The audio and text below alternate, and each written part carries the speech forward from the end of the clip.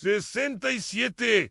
How a small hobby transformed entire lives. A long time ago, in a faraway land, there was a king who had two sons.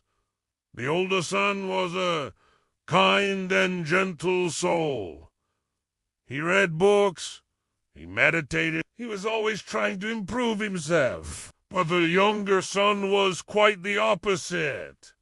He was lazy and a bit of a jerk. He spent all day playing video games and hanging out with his friends. He never wanted to go to bed early like his older brother. Now, every year when the king's birthday came around, he would hold a huge feast, inviting the entire kingdom, and each of his sons would have to prepare a dish to be served at the feast. The older son took this responsibility very seriously. He spent weeks planning and preparing an amazing meal that everyone at the kingdom loved. But the younger son didn't care. Every year he would just order some pizza and call it a day. Now, 1 year before the king's birthday, the younger son was hanging out with some of his friends, and they dared him to stay up all night and see how many games he could beat.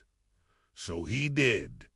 And guess what? He ended up beating all the games he wanted to, and he even managed to get some sleep before the sun rose. And he thought to himself, wow, I actually pulled it off. The next day, the king called his sons into his office. I want each of you to go to the market and buy whatever you need for the birthday feast. The older son went to the market and bought all sorts of expensive ingredients to make his amazing dish. But when the younger son went to the market, he didn't know what to get because he hadn't stayed up all night playing video games.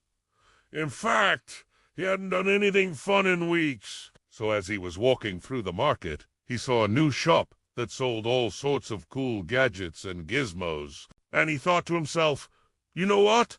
I'm gonna buy something for myself for a change. He went inside and bought a bunch of cool stuff, but most importantly, he bought a self-help book about how to stay up all night and be productive. From that day on, the younger son made a small habit of reading 1 page of that book every day. A year went by and it was time for the king's birthday. The older son prepared his amazing dish just like every year. But this year, the younger son had a surprise for everyone. He had taken all the ingredients that the older son had bought and made an even better version of the older son's dish. Everyone at the kingdom loved it, and the king was so proud of his younger son because he had finally found a purpose in life. As for the older son,